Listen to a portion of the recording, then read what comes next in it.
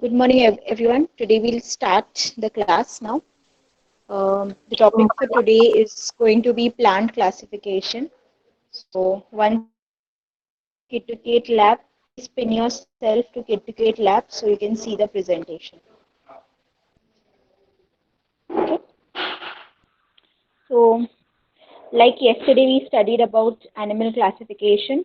Today we're going to study about the plant classification. Okay. So we'll go to our first slide.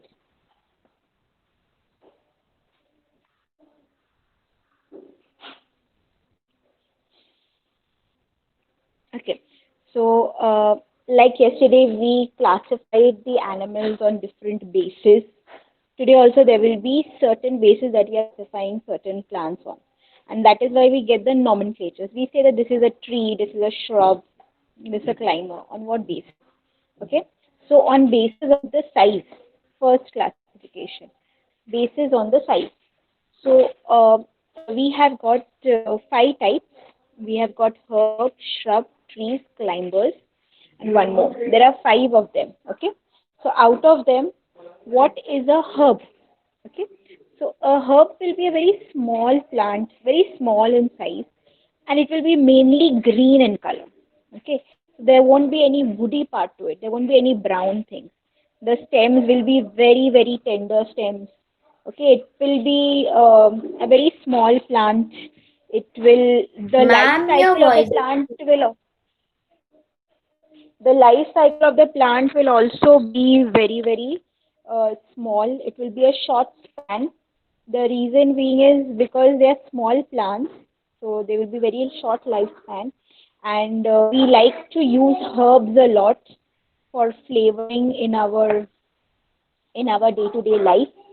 For example, we use uh, kothmir, pudina, so the mint leaves, all those things, and the mustard, tulsi plant, the wheat plant, uh, gram plant. All of these small plants are what are called as the herbs.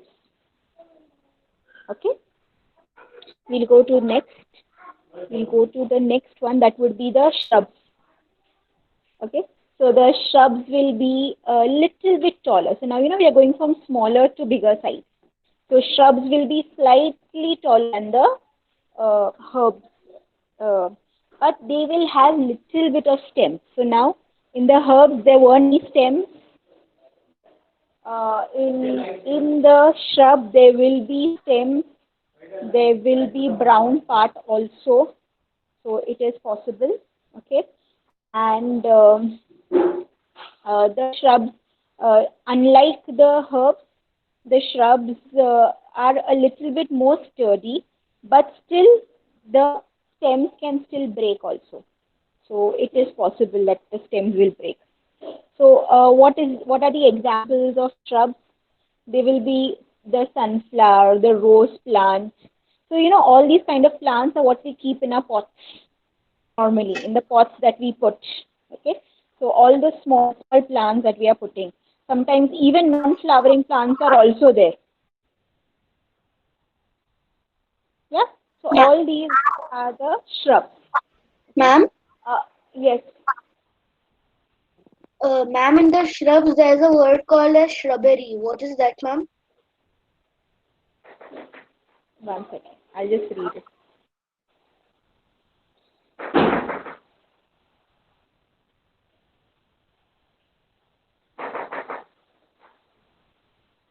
Ma'am, it's in the sentence of Where a common place where shrubs are grown.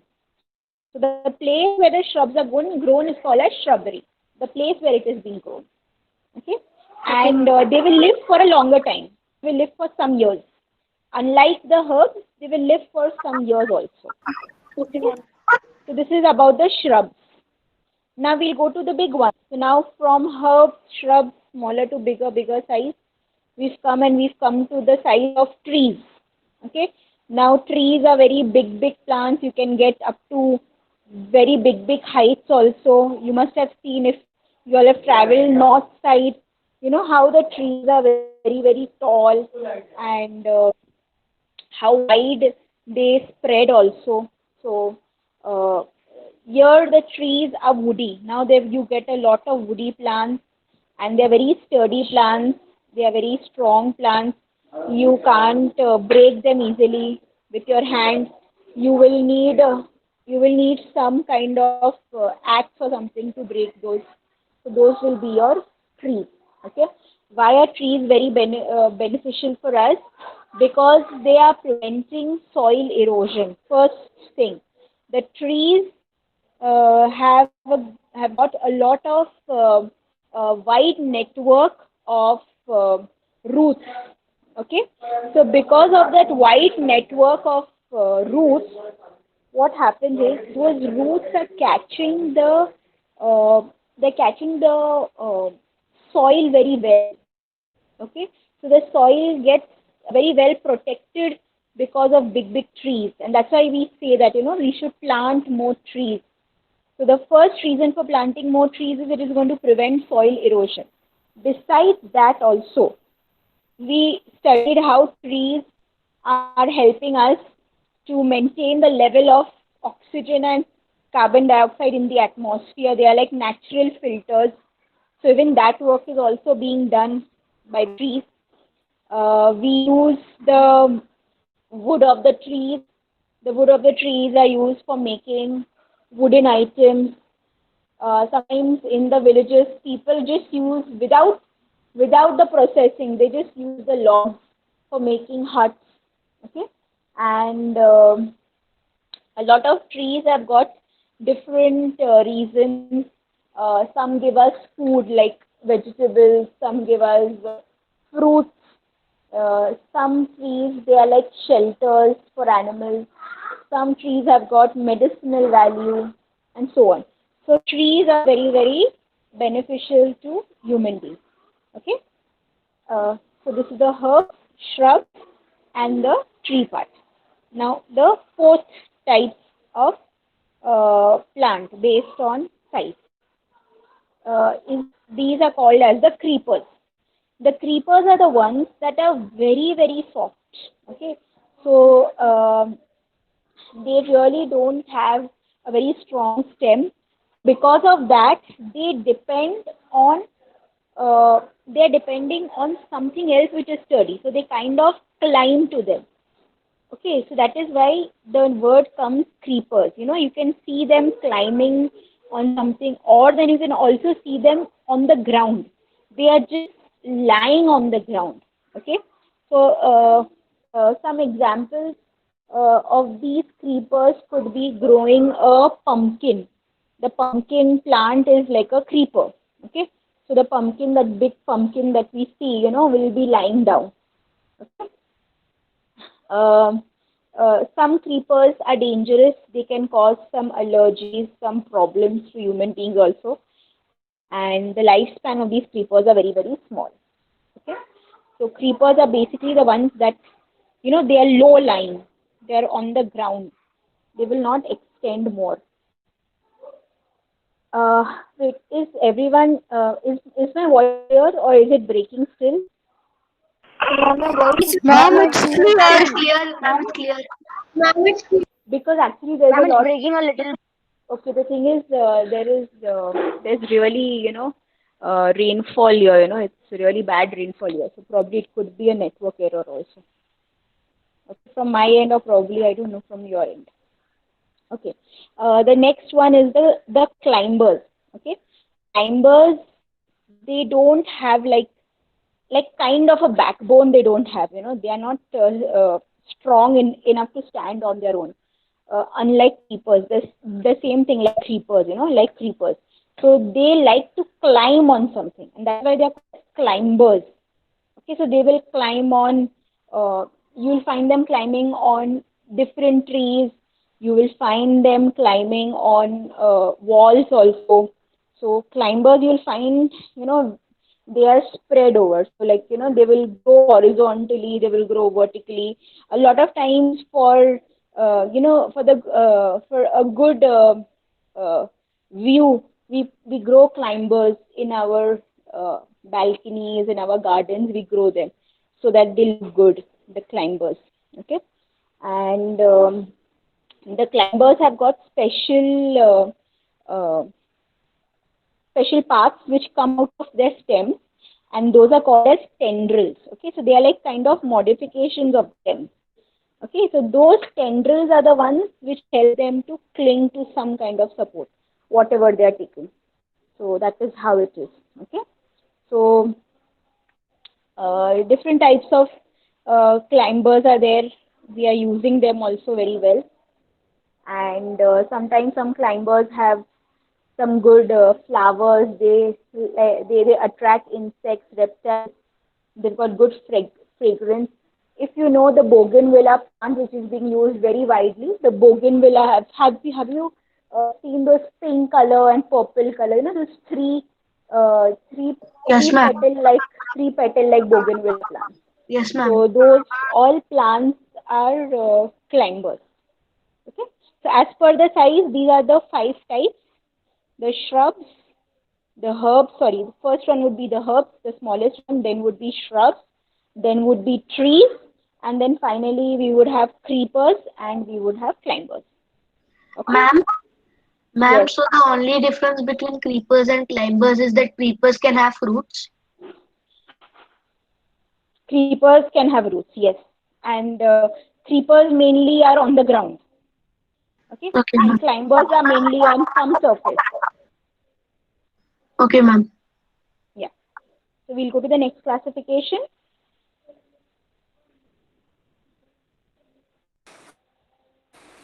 Now, based on the life cycle. So, if some plants, uh, they are called as annual plants. So, their entire life cycle gets over within a year, and that plant will then die. Now that plant will not serve any purpose as such. So, those type of plants are called as annual. It's very simple to remember. Annual, you have got your exams annually. So, you say annual plants, okay? So, which are kind of the annual plants? Some flowery plants like sunflower, Ma'am, marigold, sunflower, marigold. yeah, sunflower, marigold. Then you have got wheat, bajra. These all are annuals. Okay, biennials are the ones that will take twice as long as to complete life cycle as the annual. Means they will stay for 2 years. Okay, so they will flower twice in their entire uh, life cycle. So that is why they are called as two. Bi means two, biannuals. Okay. Example: radish, carrots, beetroot. So you will be able to see carrot, carrot, beetroot, and everything twice. Okay. Now the next type is called as the perennial plants. Perennial are like evergreen plants. Okay. So they will stay on for several years. In that, we'll include all those big trees that we spoke about. Some shrubs, also they grow for many years, without any maintenance. Then you have got grass also. Grass will also grow. Once you planted the grass will stay there until unless you are watering it well. Means it gets the proper nutrition. Okay, so they are like the evergreen kind of plants. So you have got annuals, biennials, and you have got perennials. Okay, so you've got 3 types. Okay, so this is based on the Ma'am, life can you cycle. because my network Hmm? was lost. What? Ma'am, can you explain that 3 types because my network was Okay, one request is there. I know your network is going, and right now it's got a lot of error because of the rain. The network is still weak. I won't be able to repeat things again because we are covering a lot of information. There are nearly 35 slides. If I keep on repeating, small slides, then I won't be able to complete the portion. So I'm very sorry.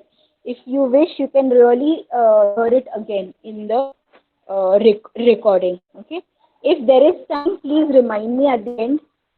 If there is time, I'll repeat it. If there is no time, I won't be able to repeat things. Okay. Next is based on flowering. Very easy. If you have flowers, they're called as flowering plants. If there are no flowers, then you call them as non-flowering plants. Okay, so flowering plants are the plants which will have, you know, you will get to see proper stems, proper roots, proper flowers. After flowers, they will they will modify into fruits. So you see flowering plants. Okay, non-flowering plants, sometimes these non-flowering plants may not have proper stems and roots. Okay, not necessary that they have proper stems and roots. You might just it just might be just a green color thing. Okay, we'll be studying how they are just a green color thing further in the classification. Okay, so flowering plants and non-flowering plants based on the flowers. Okay, next.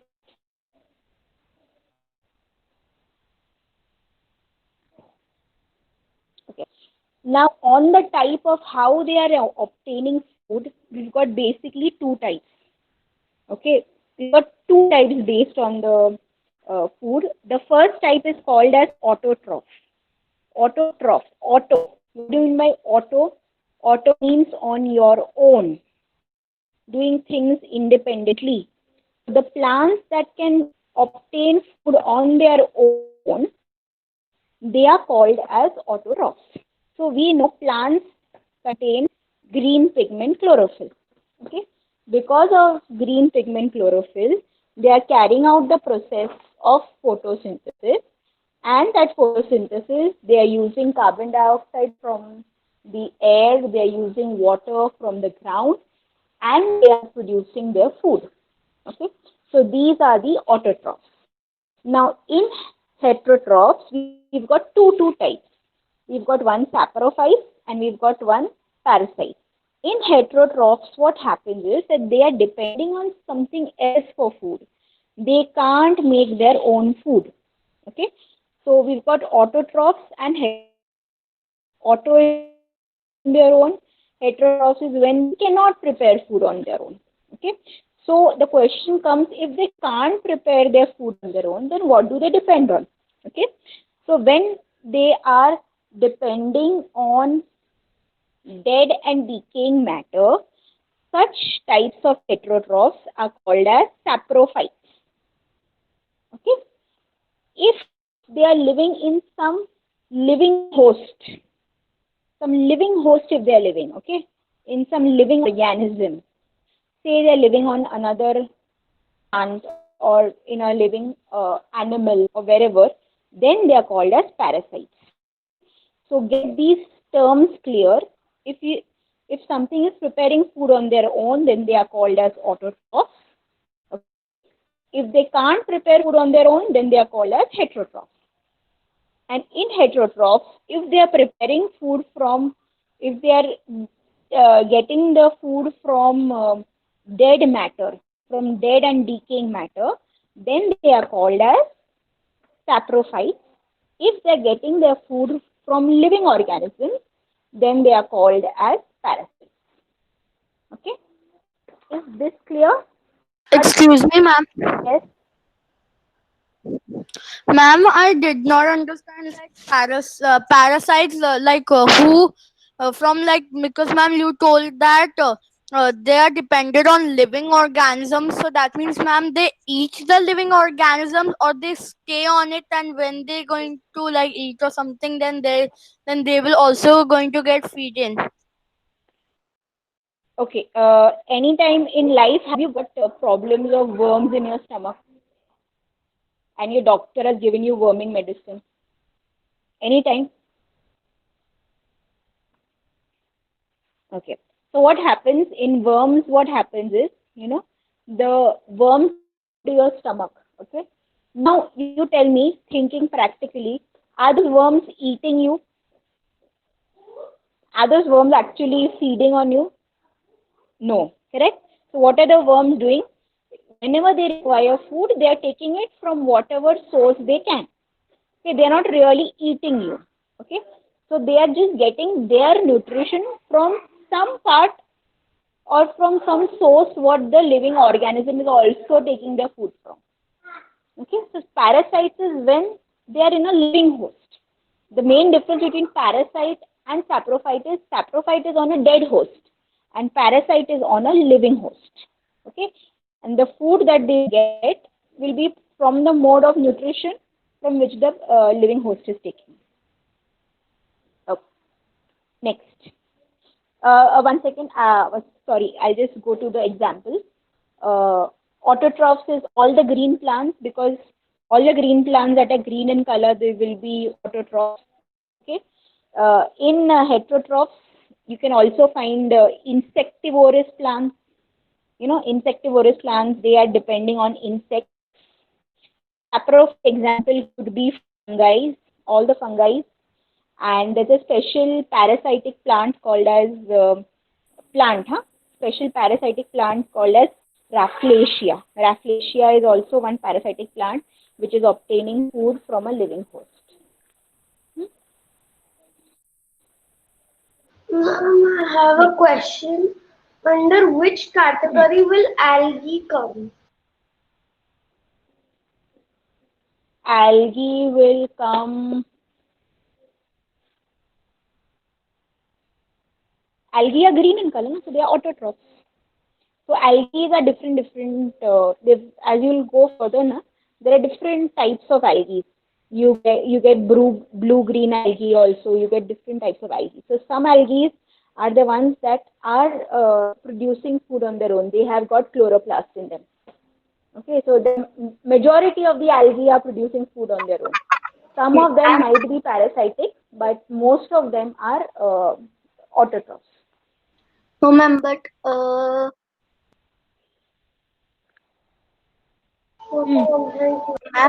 ma'am, algae is a type of fungi.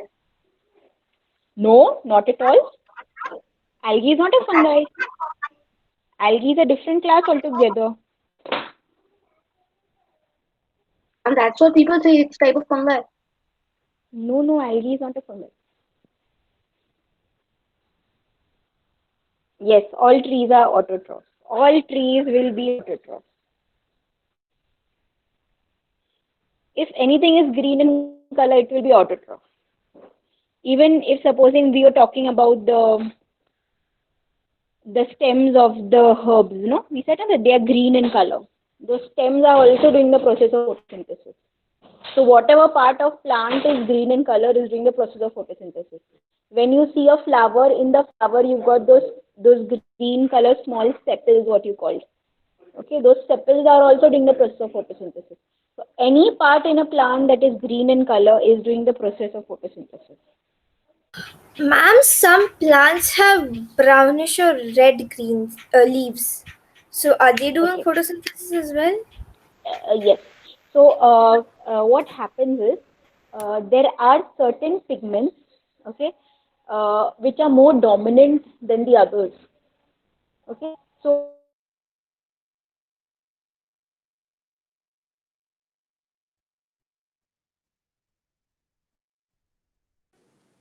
No, ma'am. if supposing you have Ma'am, got I can't hear you. Hear you.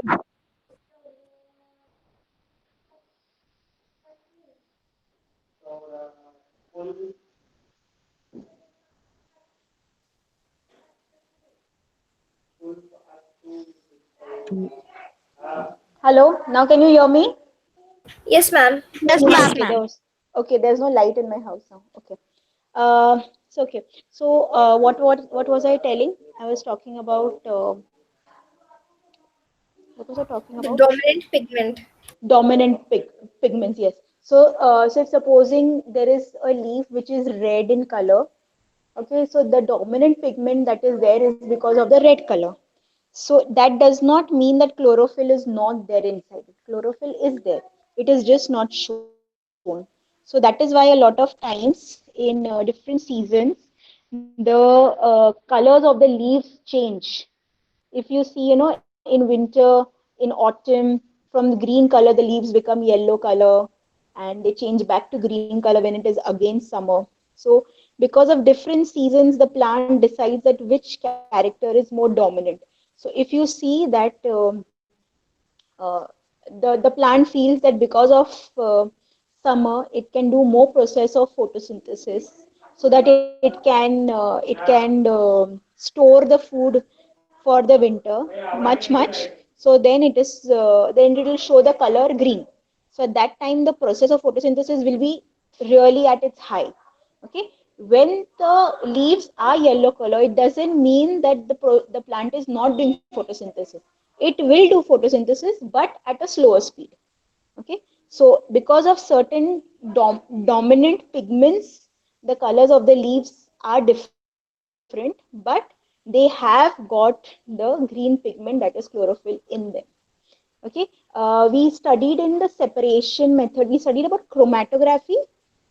Yes, chromatography we studied. Yes, So, ma'am. so in chromatography, you Yes, ma'am. can take the, you can take, like, the mixer of leaf. You can take a juice of the leaf and you can carry out chromatography on the leaves.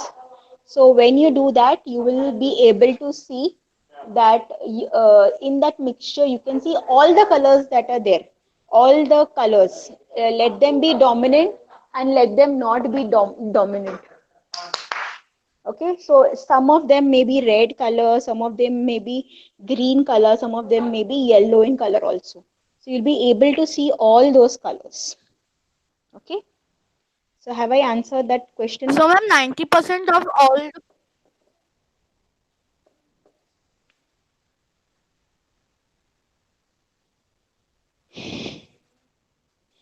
Why do you all like to mute each other? I don't understand. Okay, next 90% of slide. all the plants. What all plants? What? So, ma'am, 90% of all the plants are autotrophs, right? Yeah, yeah. 19 or 99% of the plants. Okay, next slide. Next. I think we finished the questionnaire session with this. Okay. Uh, Now, yesterday we did the classification. I spoke about Carlos Linnaeus, who's done the classification of Animalia kingdom and Plantae kingdom, right?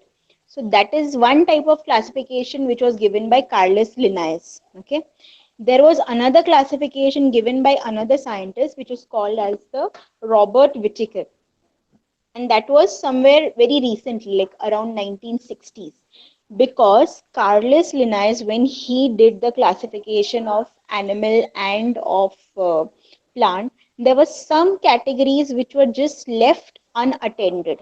Okay, so Whittaker kind of considered all of those also. So first we'll see the Whittaker's classification. It is called as the five kingdom classification, because he has classified all the living organisms into five types of kingdom. Okay, so you will study that, we'll look into that matter first. Then afterwards, like how yesterday we had studied all the types of phylums in the animal classification given by Carlos Linnaeus, we'll be seeing that for the two kingdom classification which Carlos Linnaeus gave for the plants. Like how we saw yesterday for animals, we'll see that in the plants. Is this part clear? Is there should be no confusion in this? Okay, there are two types of classification, like how we classified based on size, based on flowering. There are two different types of classification, different two bases given by two different scientists. Okay, one scientist has given five kingdom classification, and one scientist has given two kingdom classification. Okay, so the Carlos Linnaeus gave animal, which we studied yesterday. Okay, and the Plantae that we'll study now in some time. Okay, and the Whittaker has given the five kingdom classification that we'll be studying just next to this slide. Is this type of classification clear with you all? So there are two types of Yes, ma'am. classifications. Hmm? Ma'am, but how can there be two types of classification? Why you just classified na based on flowering? You based them on annuals. You based them. There are some trees which are annuals. There are some trees that are biennials. There are some trees that are perennials also. Okay, ma'am. Is this clear? Is this concept clear that how we are going to two types? Yes, ma'am. Okay, so we'll go to the first classification method. Okay, next slide. Okay, so this type of classification that we're talking about is the first one, and we're talking about the one that was given by Whitaker. Okay, so Whitaker has given 5 kingdom. Okay, in those 5 kingdom, he has considered the first kingdom as the kingdom Monera, the second kingdom as the Protesta, the third kingdom as a fungi. Okay, the fourth kingdom will be Plantae. Okay, and the fifth kingdom will be Animalia. Okay, so these are the 5 kingdoms that Whitaker has given. This is a very recent one. Okay, around 1960s, not very old. Okay, so if here you see in the Monera, you'll find all the prokaryotes. I'm very sure by now the prokaryote concept is clear with you all. Whenever I say prokaryote, I mean that they don't have a proper well-defined nucleus. Whatever nucleus contains the material is all filled in the cells. They don't have a nuclear wall. All the DNA and everything that is there is just lying in the cell itself only. So they are ones are the primitive ones. Okay, so all the primitive organisms that the prokaryotes were put into the Monera kingdom. Okay, and because they were all prokaryotes, because they are all very ancient, they all are unicellular. If you remember, we did this also yesterday, that they are all unicellular. Okay, here some of them are autotrophs. Like I told you all, algae, you've got a blue green algae. When you have the blue green algae, it can prepare food on their own, so they are called as autotrophs, while some of them are heterotrophs, so they will depend on some other mode of nutrition. Okay, and uh, they don't have a proper cell wall also. Okay, they have a plasma membrane. See, you remember we spoke about difference between animal cell and plant cell. Animal cells and plant cells, both of them have got plasma membrane, but plant cell has an extra covering, that is they have got a cell wall also. Okay, so here the Monera kingdom does not have a cell wall. Okay, so here mainly all the types of bacterias, the blue green algae, some organisms called as mycoplasma, these all are the examples of the Monera kingdom. Okay, now we come to the Protista. The Protista are the eukaryotes. Okay, some of them. Okay, and they have got some movement in them. See, here also you will see evolution. Like yesterday we were talking about evolution. Okay, so in the first Monera we have got unicellular, then now we have got multicellular. No, here also there is unicellular, sorry, but they are eukaryotes, and uh, they have a special type of um organ, or a special type of component which can help them to move.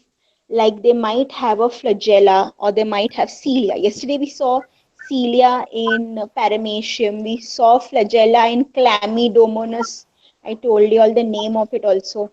Okay, so these are the features of Protista. Okay, here again they may be heterotrophs, they may be autotrophs also. Okay, here some of them may have a cell wall, some of them may not have a cell wall. Okay, here the examples are, the first example would be a protozoan, the name protozoan. Okay, the second one could be diatoms. Then you have got one algae which is called as the golden algae. So you've got a golden algae also. Okay, So this is Monera kingdom, and then we spoke about the Protista kingdom. Now we'll go to the fungi kingdom. Okay. Now in the fungi kingdom, you will get mainly now all of them are eukaryotes. Okay, all are eukaryotes. Okay, initially they have different stages of life. At some stage of life they are unicellular. At some stage of life they are multicellular also.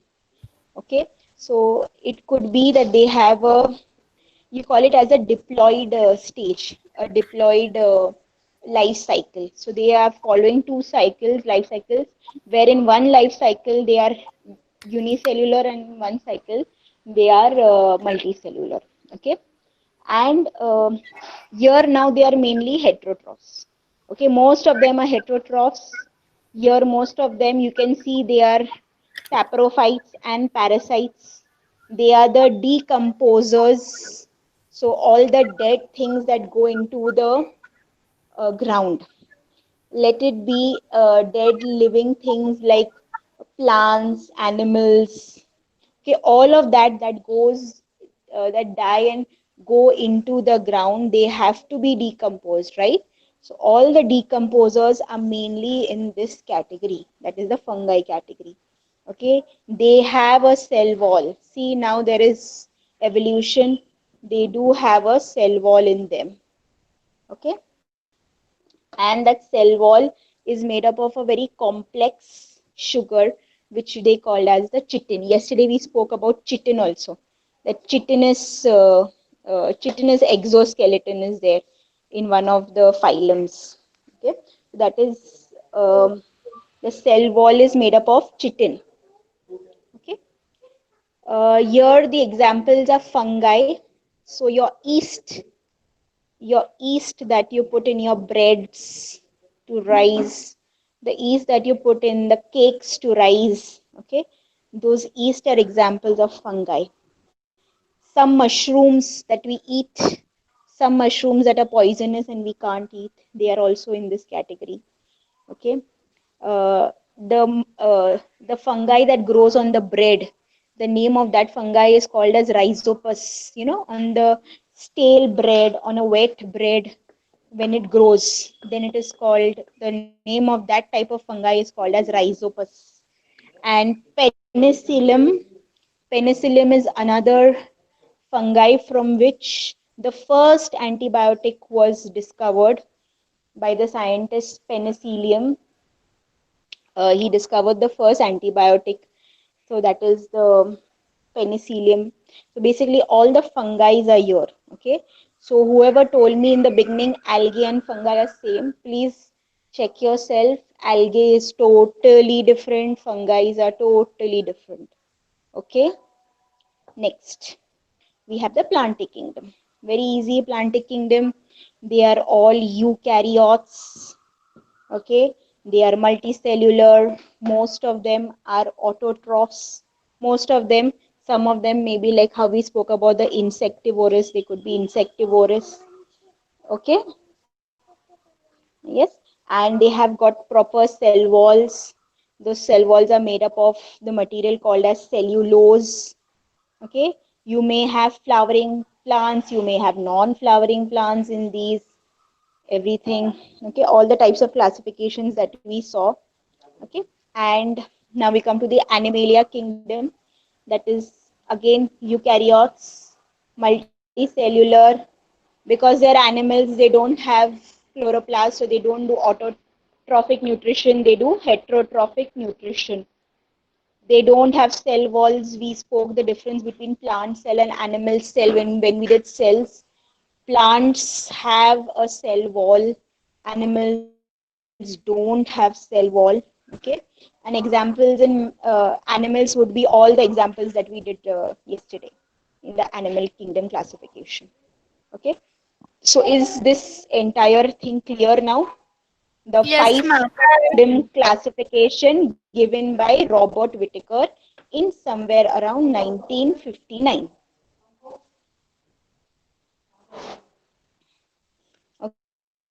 Okay, so we'll go to the next slide.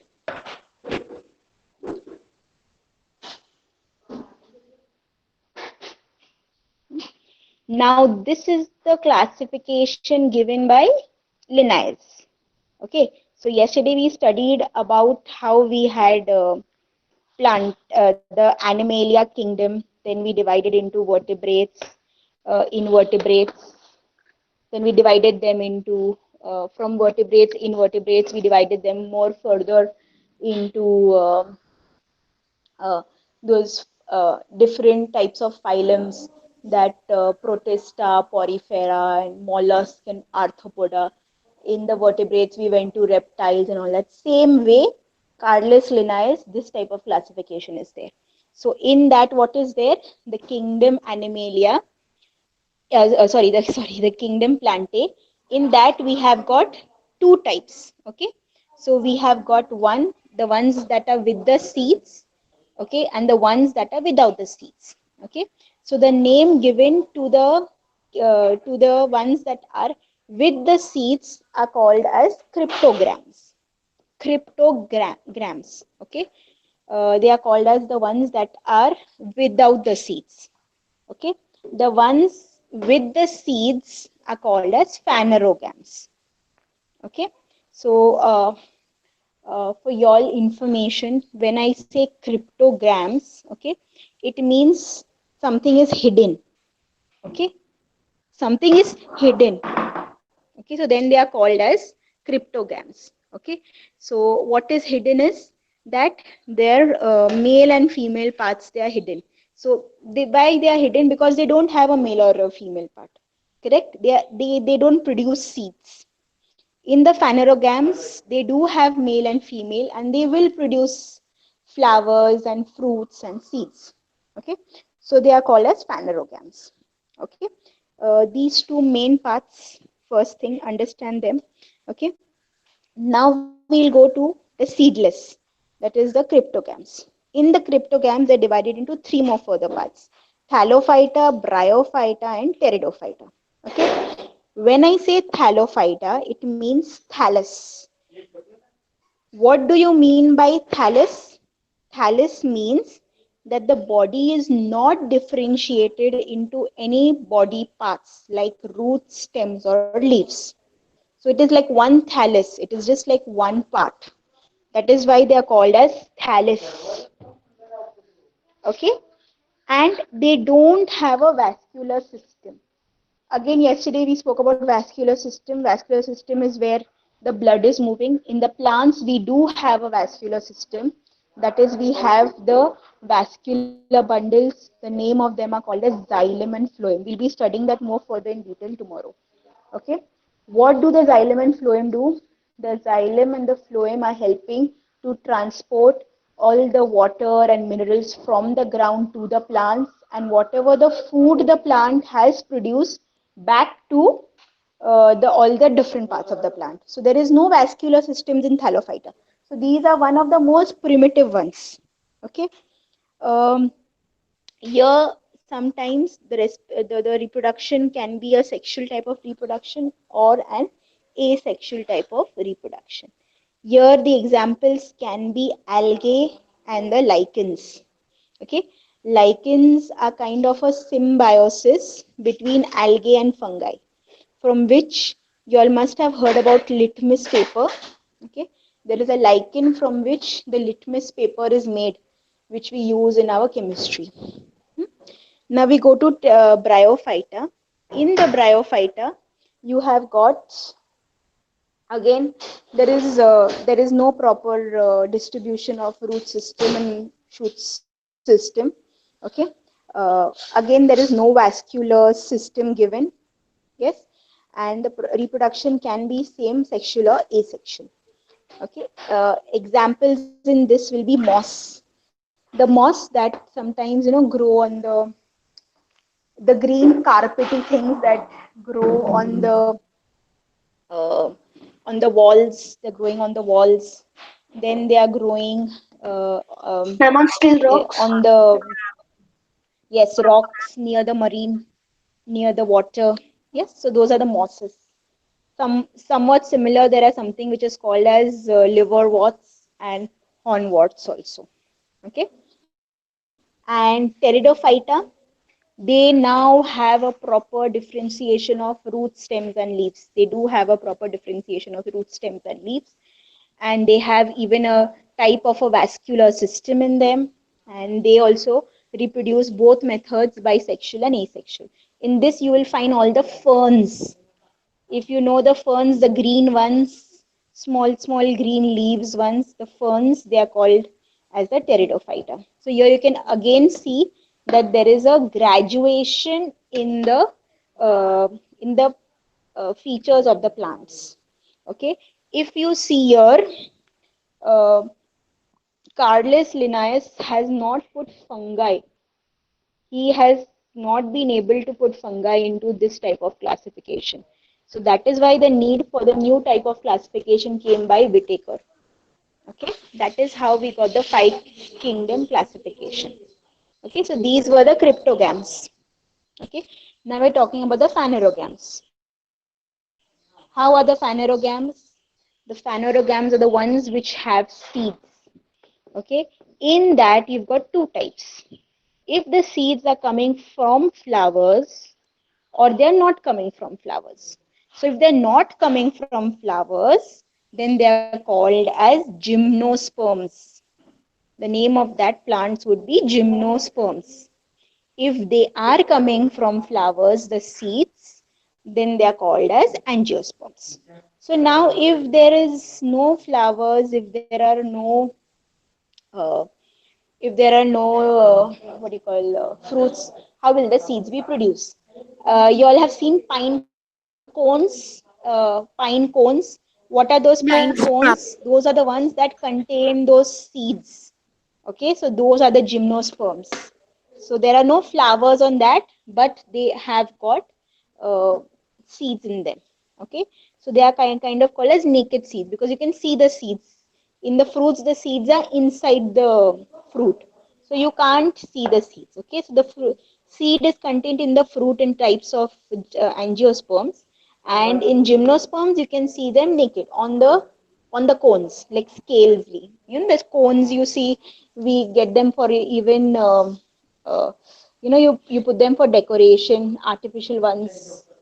You can put that also. Okay, so all the evergreen plants that we spoke about would come in this category of gymnosperms, and the angiosperms are the flowering plants. All the flowering plants are the angiosperms. Okay, so now can you see the difference between the two types of classification and how the two types of classification are different from each other on what basis? Yes, ma'am. Yes. Okay, we'll go to the next slide. Chalo, any questions based on these two types of classification? Anyone? No, No, ma'am. ma'am. No, ma'am. Is it No, ma'am. understandable or it's going over the head? Ma'am, it's understandable. Ma'am, it's understandable. Chalo. Okay. Chalo, we'll go to the next part.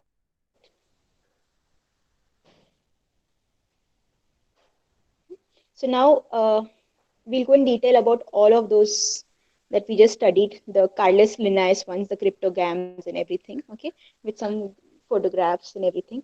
So cryptogams, what were the cryptogams? We said they were the lower types of plants. They don't have seeds, so they don't have flowers and fruits. They will produce by asexual method, or then they can produce by sexual method. Okay, uh, the basic cryptogams we said were thallophyta.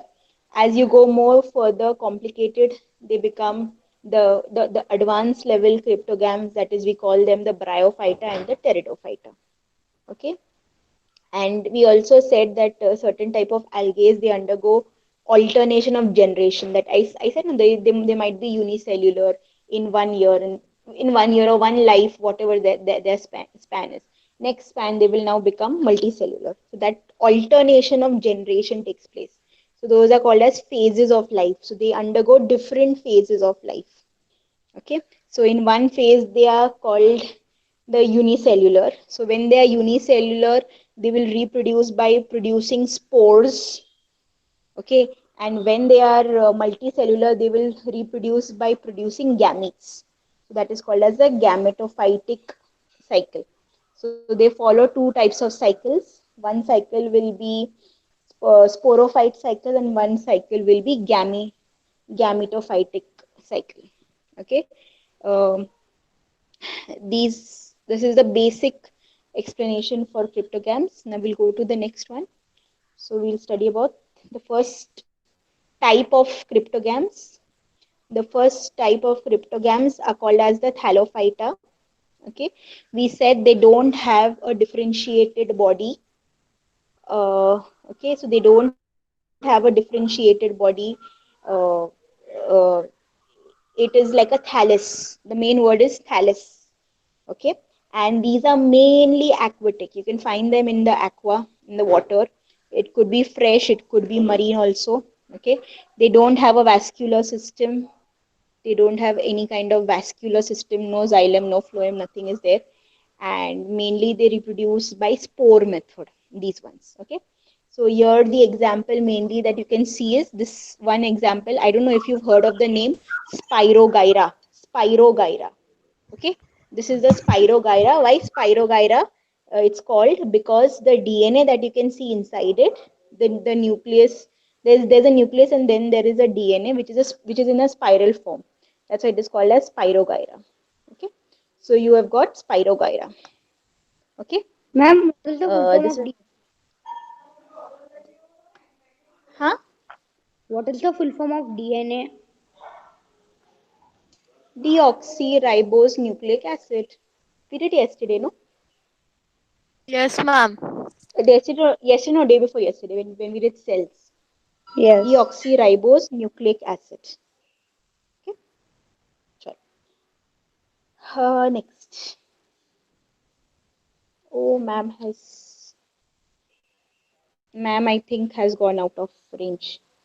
We'll wait for ma'am to come back.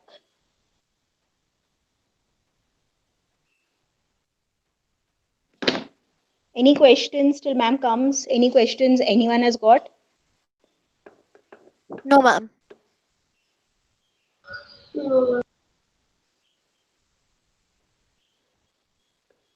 Have you been able to solve the questions related to whatever biotopics we did? Yes, ma'am. They were easier. Okay. Ma'am, I didn't. I missed all the previous week's classes. So, what topics were taught? We did cells, we did animal classification. Today we are doing plant classification. So if you want, you can see a recorded version of this online. Okay. I'm back. So you can. Ma'am, your voice is cutting. Excuse me, Yes, ma'am. ma'am, your voice is not clear.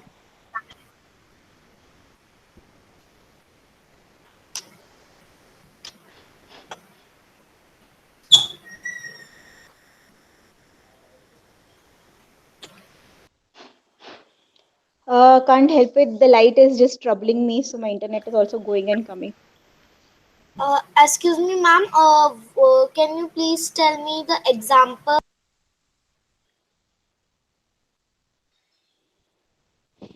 Example of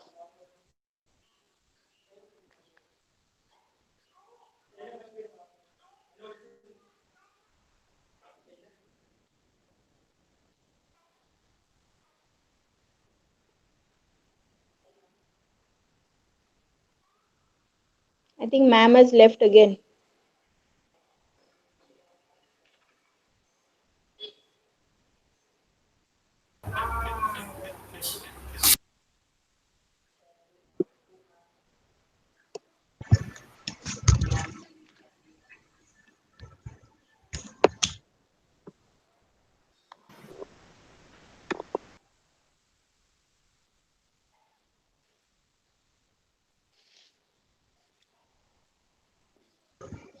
Ma'am, join the meeting. Yeah. Once ma'am Yeah. starts the So are you all able to see my screen now? Not yet. I can see. Yes, ma'am. Ma'am, I there is am an able to see the internet screen now. problem with your screen.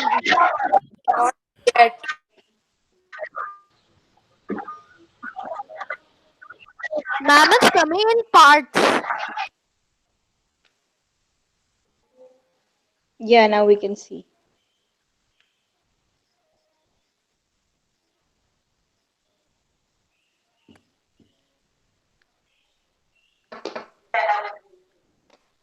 Is it not clear? The internet completely dropped actually. Yes, ma'am. Is the screen not clear? Ma'am, it's clear. Ma'am, it's clear. Ma'am, it's Yes, clear now. ma'am. Um, is the screen? It's clear, right? Okay, okay. Okay, continue now.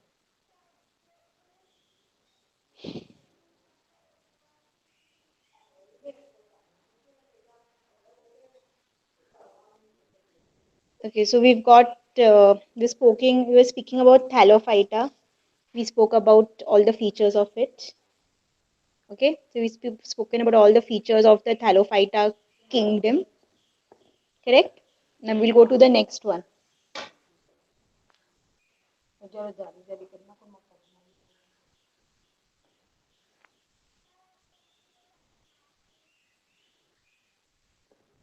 Uh, I can't see the. I think again, ma'am is. Now we can see. Uh, Next slide.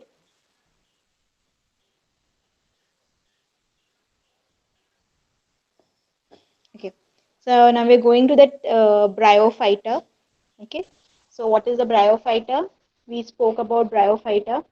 That bryophyta, they don't really have again a proper type of um, a proper type of differentiated body is not there, like roots, stems, and leaves. It is not there. Okay. And Ma'am left again. ma'am is out again. Yeah. I think there's some network error at her place.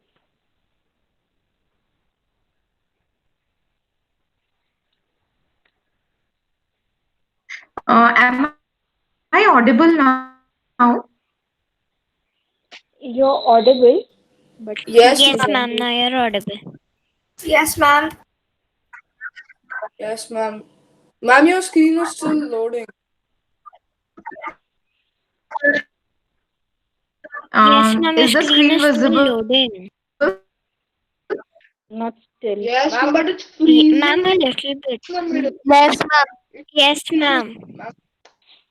Ma'am, can you hear us?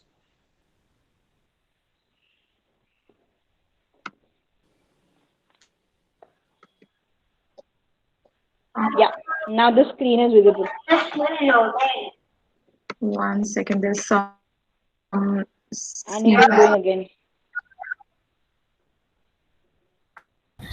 Ma'am, I think you should share a window, not a screen, because every time you have to admit someone in, it goes out of the presentation. Yes, I can hear you, but are you all able to see my screen? Is Yes. Ma'am, Yes, you're ma'am. able But to see your it's screen? freezing somewhere. Ma'am, your screen is frozen. Yes, ma'am. Yes, ma'am. Now okay, we're I'm really sorry for able to this. see the screen.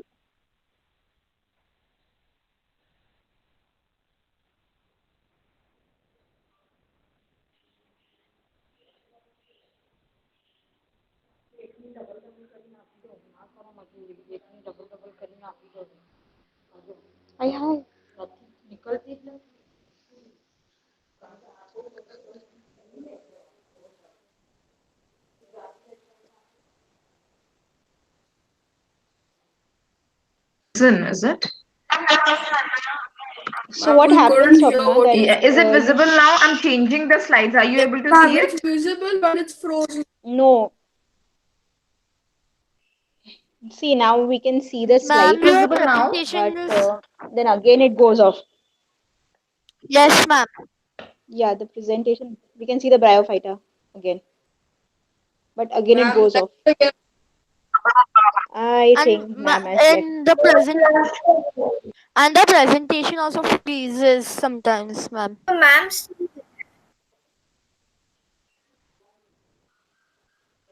Okay, now I've just started the presentation. Is it visible? Yes, ma'am. Now Just it's tell me. No. Yes, very ma'am. visible. Okay, fine. Still loading. And ma'am, Ma'am, it's even smooth. No, ma'am, it's not. I can see the second slide which you've played.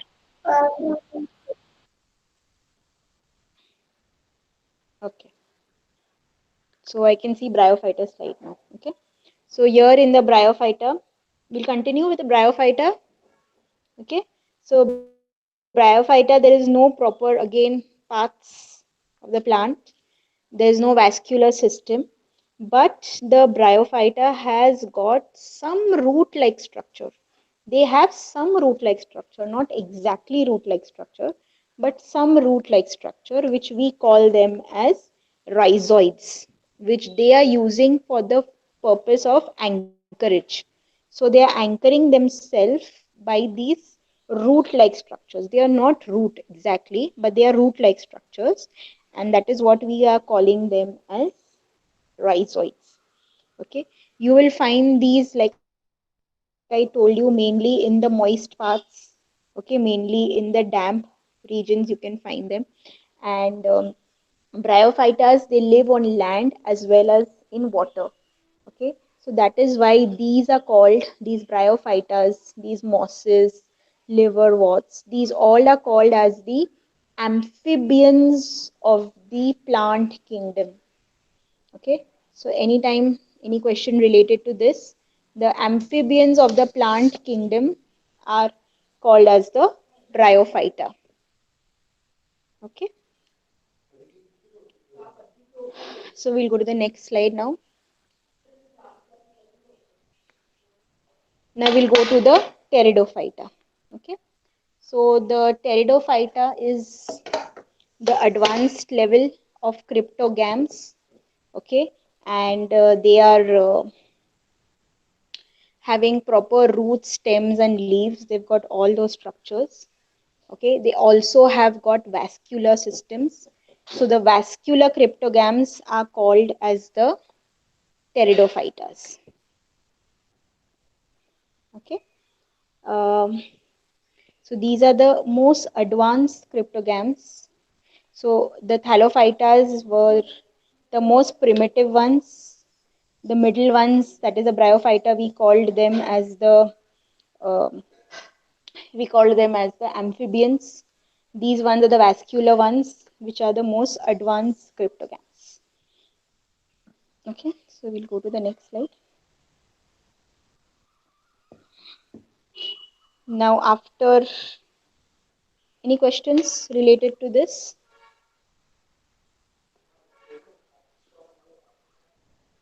We'll go to the next slide. Now we've got the phanerogams. The phanerogams are the ones that have got the seeds in them. Okay, so they are the ones that have got seeds. They've got proper, well-defined roots, stems, leaf. They are mainly multicellular. They are eukaryotic. They are all autotrophs because they all contain chlorophyll inside them. Okay, so they are autotrophic. They are preparing their own food. Okay, and some of them are flowering plants, some of them are not flowering plants in this category. In the phanerogams, they have a proper well-defined vascular system, that is they've got xylem and phloem, and mainly all these plants are the terrestrial plants, so they are all in on the land, so they are the terrestrial plants. Okay, so on you'll find them in the mountains, on the plateaus, in the rainforest, in the deserts, everywhere. Okay, and they have got proper reproductive system. The sexual one, because they will be having a male and a female properly. Okay, and they are visible. So they are called as the phanerogams. Okay, so we'll go to the first type of phanerogam. That is, we'll go to the the gymnosperm. Okay, so we've got the gymnosperms. How are the gymnosperms? The gymnosperms, like we said, that they have got cones inside them. Okay, so the seeds are naked. Okay, and these are called as the primitive seed plants. Okay, and these seeds are properly well exposed to the entire environment. The cones are the ones that have the seeds. They don't have fruits. They don't have flowers. The gymnosperms, and they are mainly all woody, and they are all uh, woody also, and they are perennial. So they are like evergreen, So they have a very long life cycle, and they have got a very good taproot system. What is a taproot system? We'll be studying it tomorrow more in detail, but just to make you all understand what is a taproot is when the root will extend straight down. So it has only one main root, and then all the roots follow, all the subrootlets follow from it. So they are called as the taproots. Okay. So they have got a very good taproot system, because if they are on mountains or wherever, they need to procure water. So for that, they have to have very deep roots. Okay, and they are evergreen. And these gymnosperms are a lot of economic importance. Why? Because they give us a lot of wood. Okay, wood is given. We extract a lot of medicinal oils from them. For example, Nilgiri trees, we extract Nilgiri oil from them. So all these are gymnosperms. Okay, next. The angiosperms. The angiosperms are the flowering plants. Okay, and the seed is hidden. The seed is inside the fruit. The seed is inside the fruit. Okay, and flowers are the most attractive parts of the angiosperms. So all the flowering plants are called as the angiosperms. Okay, all the flowering plants, and the flowers are the ones that attract insects. Okay, they attract insects and birds for pollination. Okay, and because of flowers, the flower has got the male and the female part inside it, in the flower.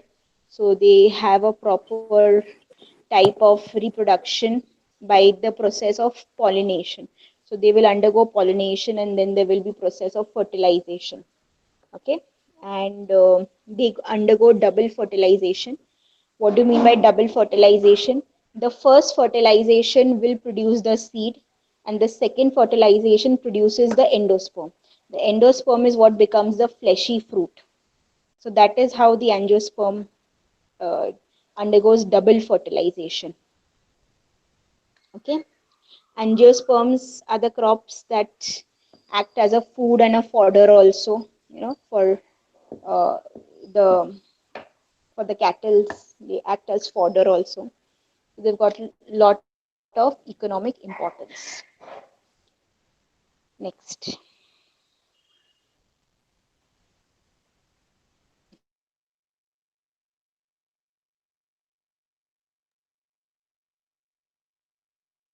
Okay, so like these are the like characteristics of the angiosperms. Flowers, the fruit. The flower contains the fruit. Okay, uh, just and the flower doesn't contain the fruit. Sorry, the flower contains the male and the female. That male and female will undergo the process of fertilization. It will produce fruits and seeds.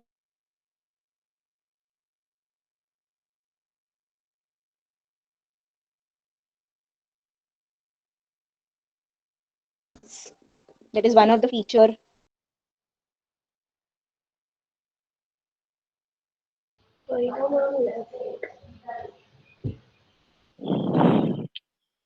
Mm,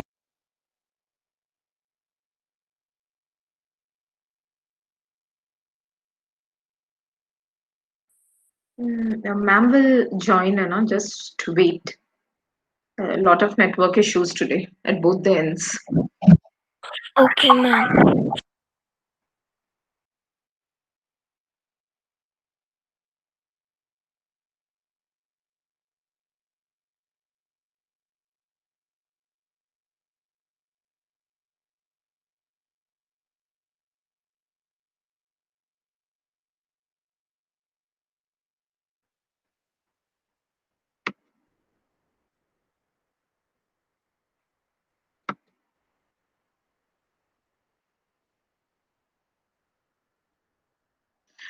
Okay, so till Farida ma'am joins in, we will just have a quick recap of the two categories, cryptograms and phanerogams.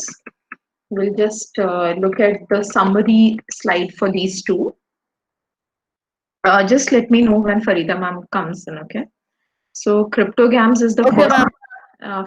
Cryptograms are the first category that we saw, which are seedless Ma'am, plants. Yeah. Ma'am, joined. ma'am, Ma'am, Farida Farida ma'am ma'am joined. joined. Okay. Hello. Lot of network glitches today. Yeah. So I will take you. So I was just showing them the summary slide, but you can continue and then Yes. come back to the summary. Yeah. So we were on the angiosperm features. So the flowers have the male and the female that undergoes double fertilization to produce the seed and the fruit, both things together. Correct? And then they have got a proper vascular system, like they have got the xylem and the phloem. Okay, and they've got proper well-defined roots, stems, and leaves. This is the main features of the angiosperms. So whatever you see around you are mainly the angiosperms around you. Okay, next. Okay, now in the angiosperms, there are further divided into more two types, which is called as a monocot and dicots. What are the cots? When the seed, no, it can be divided into how many parts? Okay, so if the seed cannot be divided into any more parts, then they are called as monocots. If the seed can be divided into two parts, then they are called as dicots. Okay, so examples of monocot could be, you can see rice, wheat, they are all single. You can't divide those seeds more further. Okay, if you are seeing chana, then you see rajma, all of them are like dicots. You know, that seed divides into two parts, into two cotyledons. Okay, so Ma'am, I those are cannot called. hear you. No one can hear me. Can you all hear me? Yes, ma'am. Yes, ma'am, I can hear Very you. clearly. We Okay, can hear you okay. clearly, ma'am. Okay. Then we have got the leaves. Okay, how are the leaves in the monocot? They will be parallel venations. Okay, more detailing on this, we'll be doing it tomorrow when we're doing the parts of the plant. Okay, parallel veins is when in the leaf you can see that network. When that network is like straight lines, like railway lines, straight, they're called as parallel venation. Okay, and if those lines are like web, then they're called as reticulate venation, which is present in your dicot leaves. Okay, then you have got the roots. The roots in the dicots will be, like I explained, taproot. You know, one large root, one very large root, and then there will be subroots. Okay, unlike that, the monocots will have fibrous roots. What do you mean by fibrous roots? Is that Ma- many roots of the same size. Okay, many roots of the same size, all starting from one part. Okay, and the the flowers in the monocot, they will be in the multiple of threes. So they will have three petals or six petals, or they will have nine petals. So in multiples, in tables of three. Okay, unlike that, the dicots will have floral parts in parts of 4 or 5. Okay. Then you have got examples. We just spoke about the examples: rice, wheat in monocot. Okay. In dicot, the examples, you can see all the flowers around you. The sunflower, the rose, the lily, all those would be the dicots. Okay. So this is about the cotyledons. So here we finish the classification based by Carless Linnaeus. Okay, so Carless Linnaeus classification we've done. We'll go to the next one.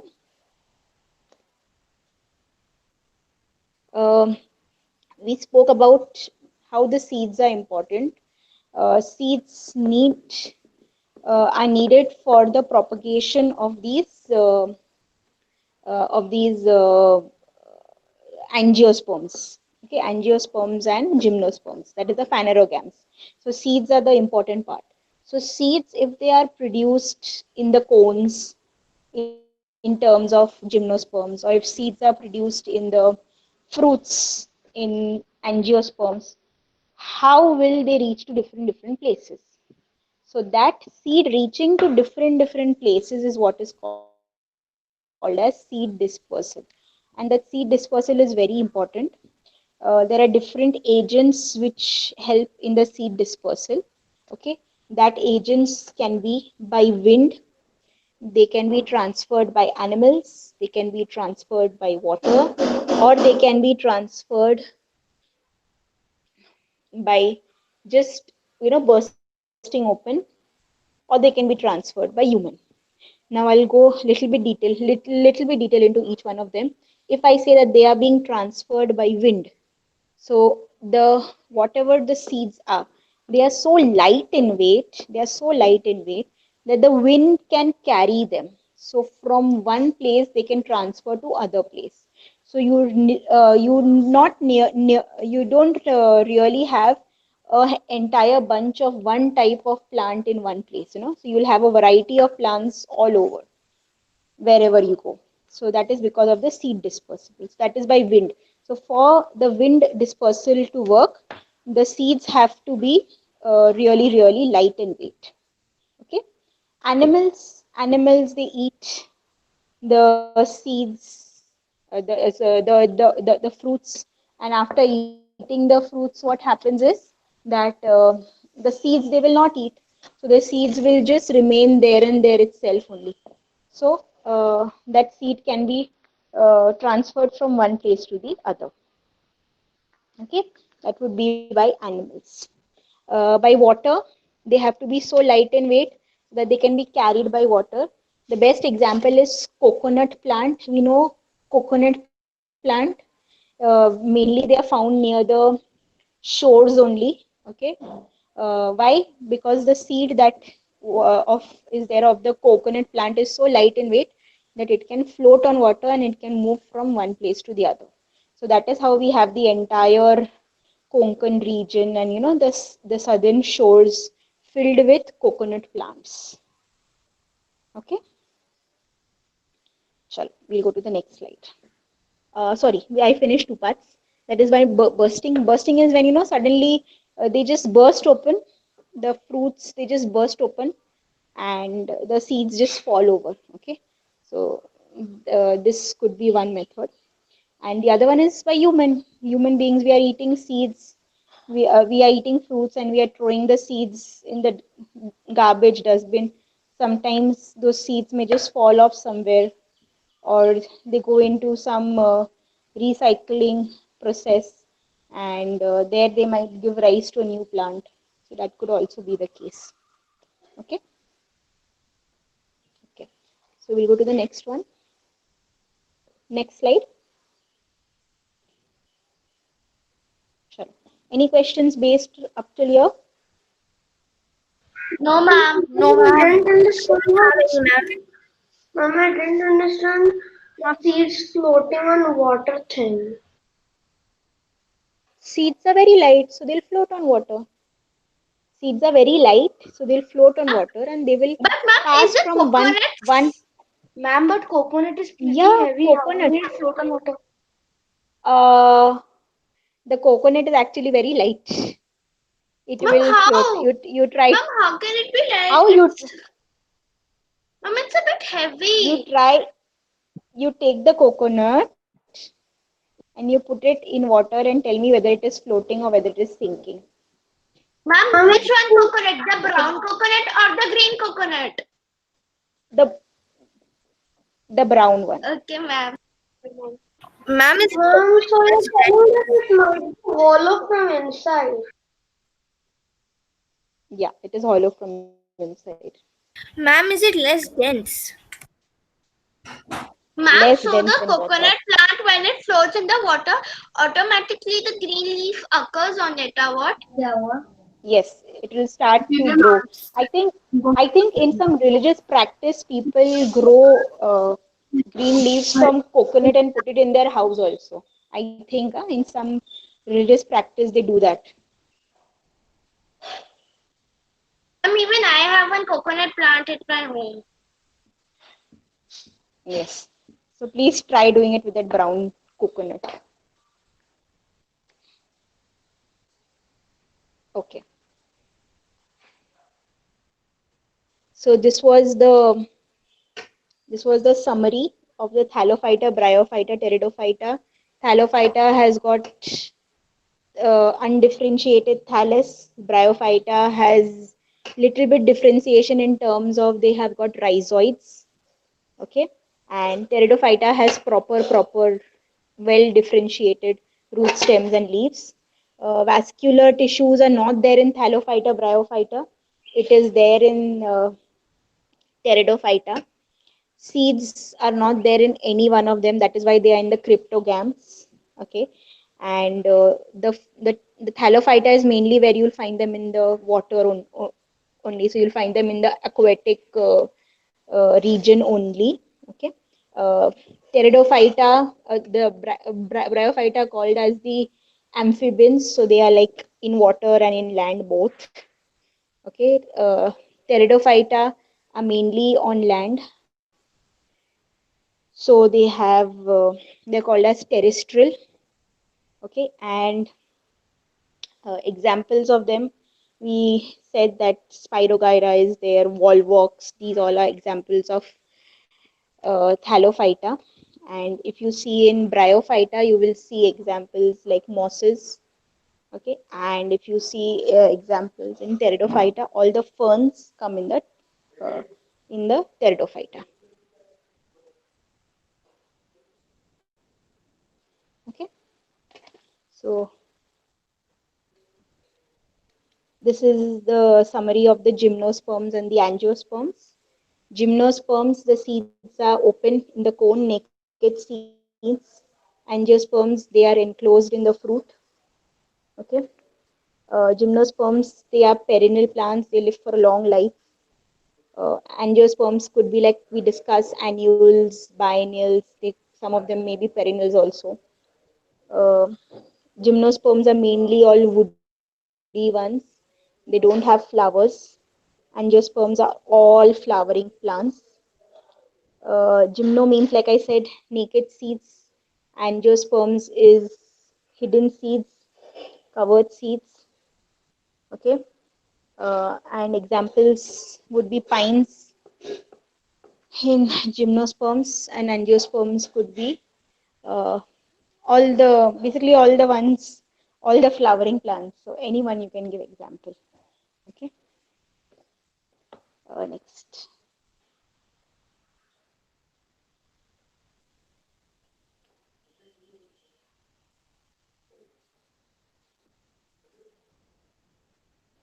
So we have certain plant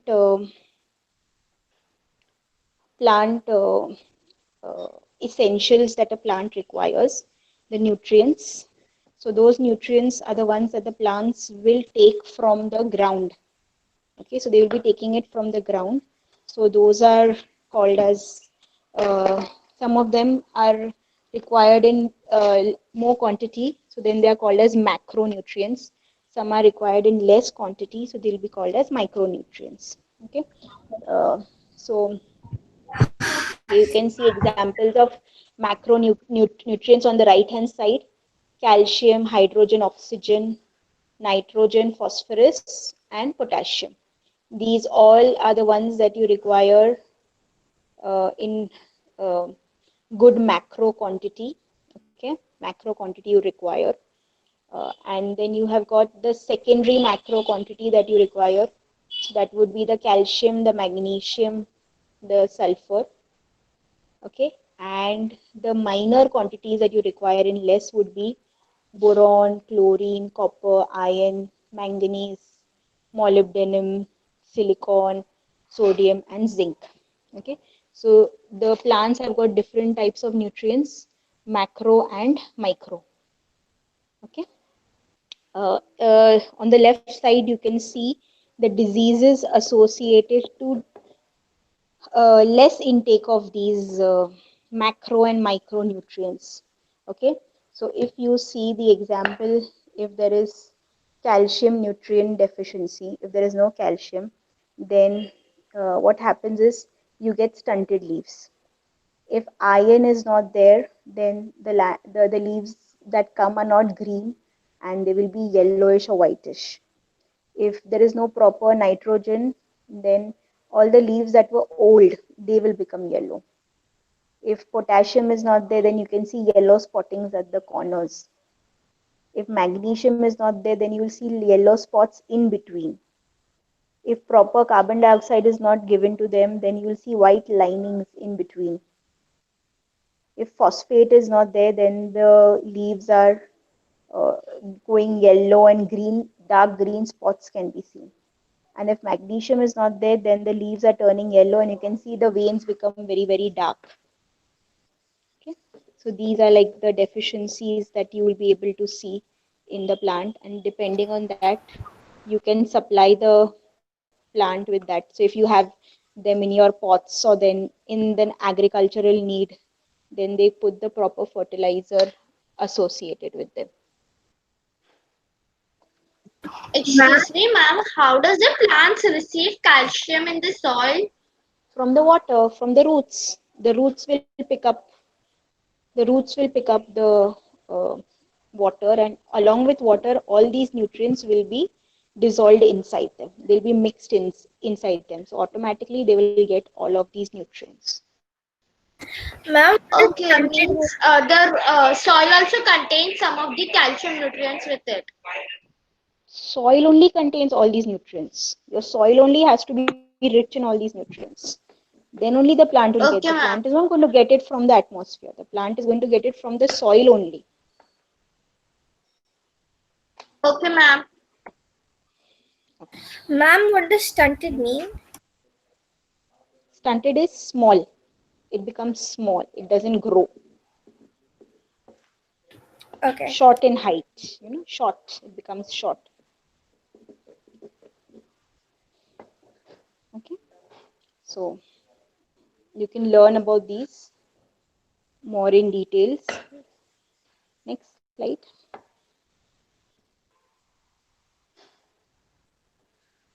Okay. So plants are very, very important to us. Okay, like we saw yesterday, the importance of animals. Plants are also very, very important for different needs. Okay, so we'll be seeing certain needs of plant. Out of them, the first need will be food. Okay, that is the first thing, food, and they are forming like a chain in the food. So what are they doing? They are the primary producers. They are uh, taking the sun's energy, and after taking the sun's energy, they are transferring it into uh, food, and they are doing the process of photosynthesis. Okay, so they are converting the carbon dioxide and water into food in the form of carbohydrates, which then further goes into the next process, that is, it will go into the food chain, primary producers, secondary, tertiary. So they are the main uh, food chain, the primary source of the food chain. Okay. Um, Next is we are cultivating them in agriculture. So if we are cultivating them in agriculture, we know which food gives us what nutrients. So we are properly cultivating them by the process of agriculture. So we are getting seeds, we get oils, we get fruits, we get beverages being prepared from them. So agriculture is what we are utilizing the plants for. Next, in the paper industry, very important, uh, the plant wood is being processed, being converted into paper pulp. We are using that wood also for furniture, for making furniture. A lot of woods produce byproducts like they produce tannins, they produce resins. We saw yesterday one resin produced by the insect.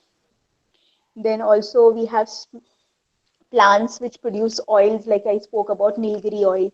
Certain other essential oils are also used. Then we are using them in the consumer products like soaps, perfumes, shampoos.